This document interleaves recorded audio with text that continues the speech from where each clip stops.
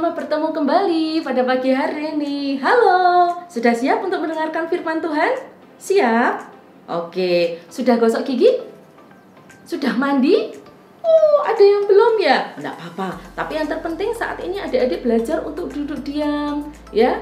Untuk mendengarkan firman Tuhan, ya. Jangan main-main, jangan sambil makan, jangan sambil bermain-main, tetap duduk diam dan mendengarkan firman Tuhan. Oke? Oke. Yuk, sebelum kita mulai ibadah pada pagi hari ini, yuk semuanya kita mau memuji Tuhan bersama-sama.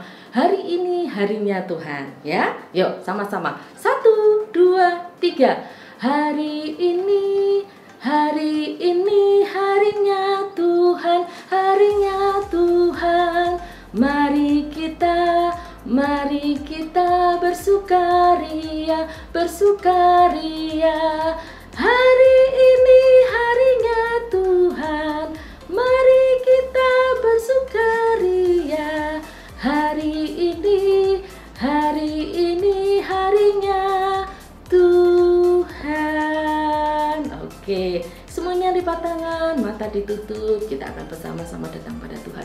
Selamat pagi Tuhan Yesus, selamat pagi terima kasih buat pagi hari ini, sungguh luar biasa kami merasakan berkat-Mu. Kami bisa bernafas dengan segar, itu semuanya atas anugerah-Mu.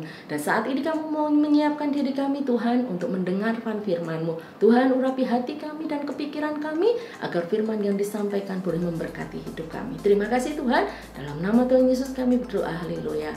Amin. Nah, pada pagi hari ini kakak akan bercerita. Kakak akan kasih judul cerita pada pagi hari ini, menyelesaikan dengan tanggung jawab. Nah, bagi adik-adik yang sudah bisa membaca Alkitab, adik-adik bisa membuka Alkitab di dalam Keluaran 3 ayat 1 sampai 12.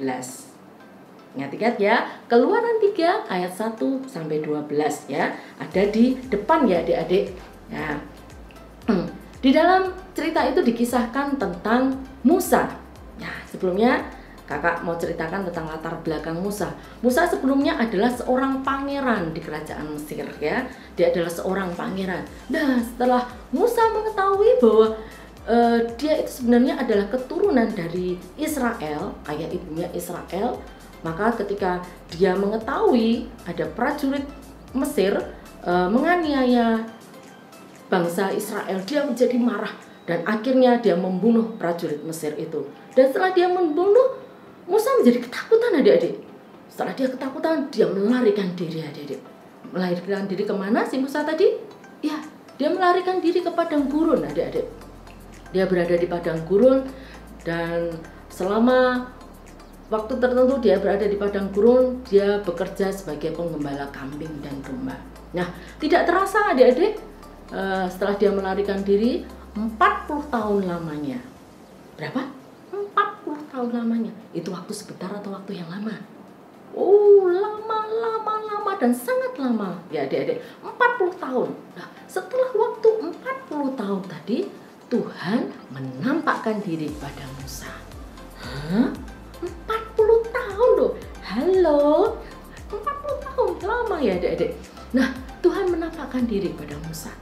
Terus apa yang dilakukan? Apa yang dikatakan Tuhan kepada Musa? Tuhan tidak mengutus Musa untuk membawa bangsa Israel keluar dari Mesir. Terus apa jawab Musa? Loh Tuhan, jangan aku tuh takut Tuhan, aku tidak berani. Banyak alasan yang Musa ajukan pada Tuhan supaya dia tidak menjalankan tugas itu. Tuhan, aku tuh tidak pintar ngomong Tuhan. Cari orang lain aja, jangan aku tidak bisa ngomong. Musa itu kan pangeran Mesir, pasti sudah dididik dari kecil untuk berbicara dengan orang banyak. Dia berani ngomong kalau dia tidak pintar ngomong. Alasan kan?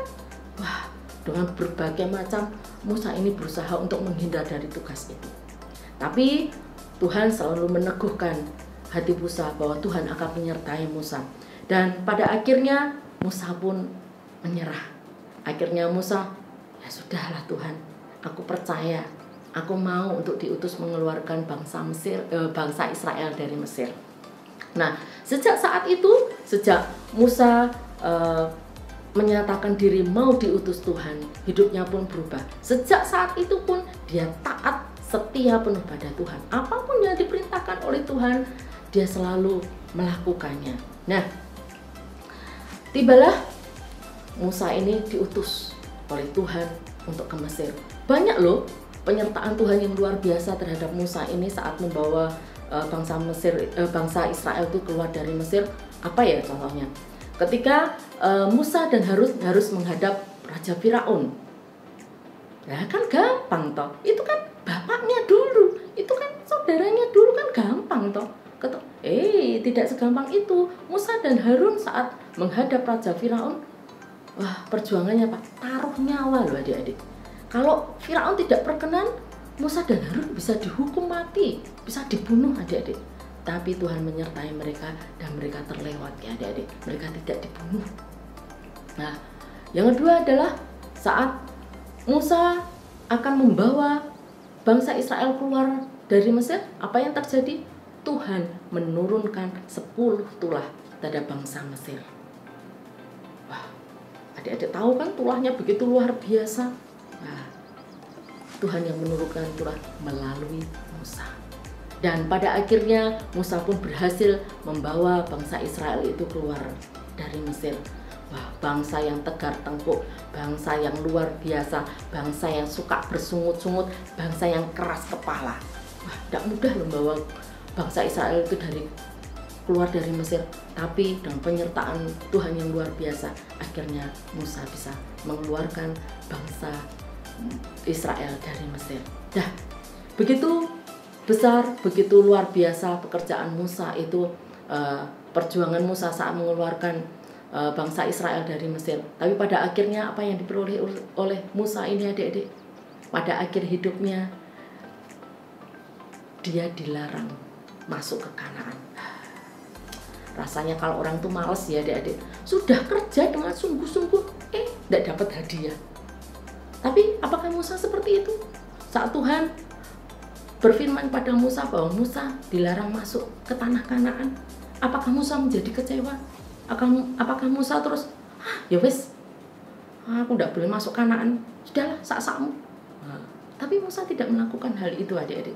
Musa tetap bersungguh-sungguh, dia tetap setia, dia tetap taat pada Tuhan sampai akhir hidupnya. Luar biasa.